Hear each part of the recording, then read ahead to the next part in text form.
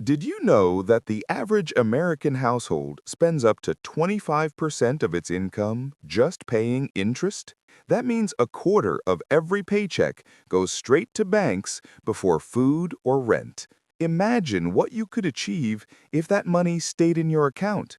A little over 3,000 feet above sea level, in a small rural settlement where the roads are still dirt and roosters act as alarm clocks, there lives a man who changed that reality for himself and, without knowing it, became an example for anyone seeking financial freedom. His name is Matthew Carter. He is 48 years old, and against all odds, he has never owed a single dollar. His story proves that the best education sometimes comes from experience, and the best financial advisor can be that quiet inner voice that says, "Don't give in." So get comfortable, because in the next few minutes, you'll walk with Matthew from his first steps on damp farmland soil to the peace of a life without creditors. Matthew grew up in a family of small producers. His father, Richard Carter, managed a couple of acres of coffee and a handful of chickens. His mother, Ellen Carter, made fresh cheeses to sell every Sunday. Matthew learned reading and math in school, but the real lessons were at home, watching his father calculate payments while worrying about the next tractor bill. That anxious look stayed with him. "I couldn't sleep hearing my dad toss and turn in the hammock because of debt."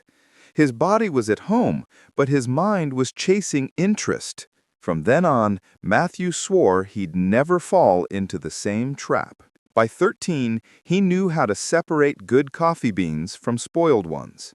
At 15, he walked with his father to town to sell their harvest.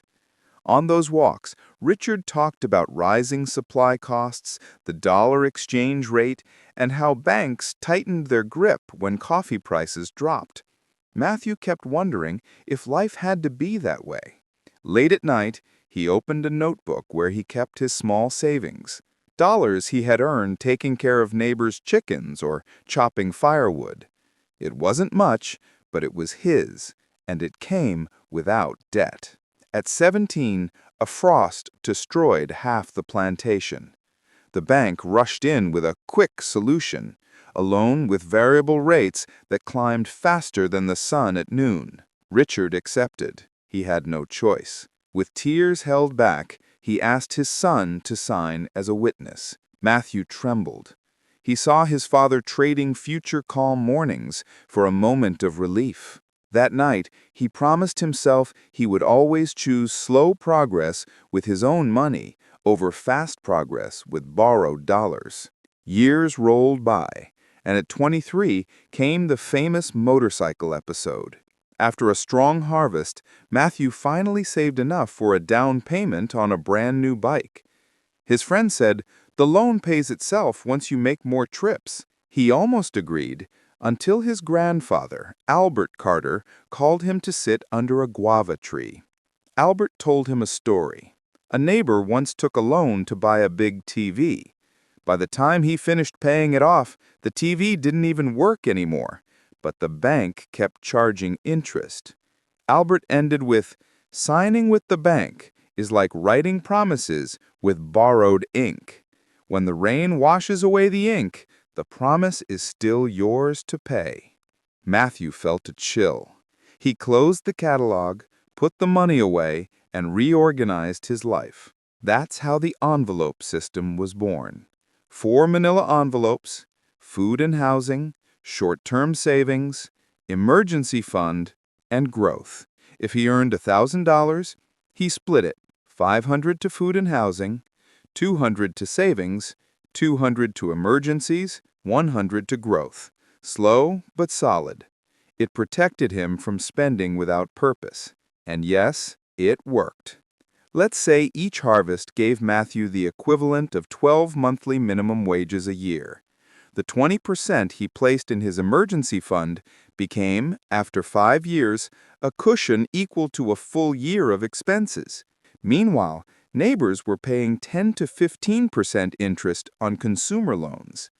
If someone borrowed $20,000 at 15%, they'd pay almost $32,000 in 3 years. Matthew, on the other hand, built confidence, slept well, and negotiated without pressure. That's the quiet power of patience. 3 years after the motorcycle episode, Matthew arrived at the market with a used motorbike, bought in cash from a traveler who needed to sell quickly. He got a 25% discount. His friends were shocked. They still owed half of theirs. Matthew owned his. With better mobility, he delivered products faster, sold more cheese, and expanded his customer list.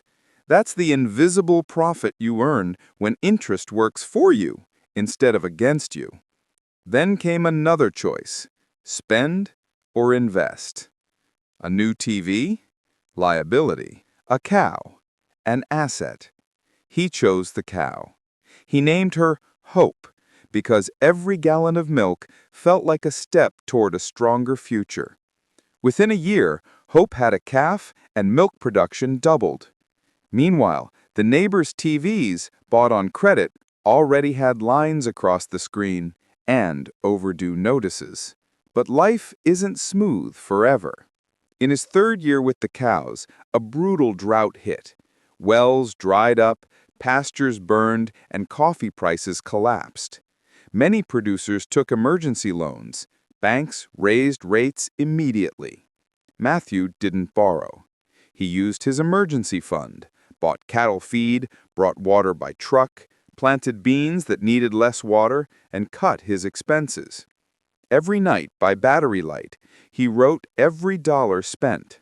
That discipline kept him afloat. When the rain returned, several neighbors lost their land. He kept everything.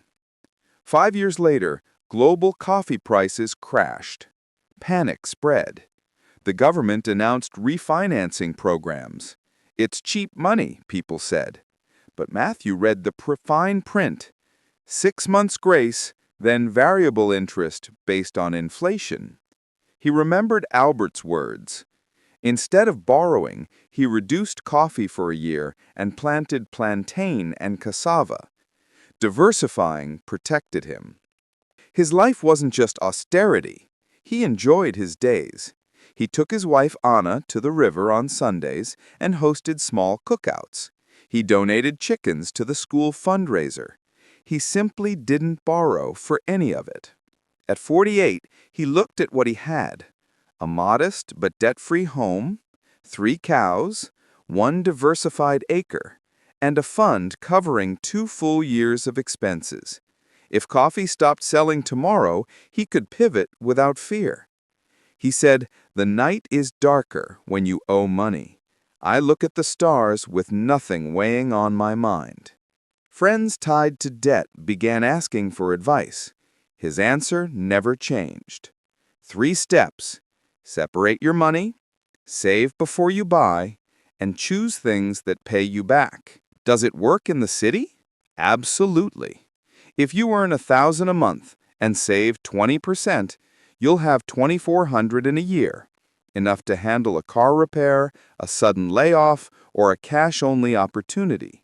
Now compare that with an $800 phone financed for 12 months at 20%. You'll pay $960. A year later, the phone is worth half, and your emergency fund is 0. Interest is an extra tax you pay for not having patience. Another idea Matthew shares is the corn seed story. If you eat all your seed today, you have no harvest tomorrow. In the city, every extra credit card payment is seed you could have planted in education, a tool, a business, or even rest. Rest, he says, is also an asset. Now ask yourself, what craving are you financing today that you could buy in cash in 6 months? And here are Matthew's 3 steps. Give every dollar a name and a purpose. Only buy what you can pay for without the bank, and invest first in what puts money back in your pocket. Simple steps, hard discipline, but they work. When you look at the stars tonight, ask yourself if your thoughts shine freely or if a payment is dimming their light. The choice is yours.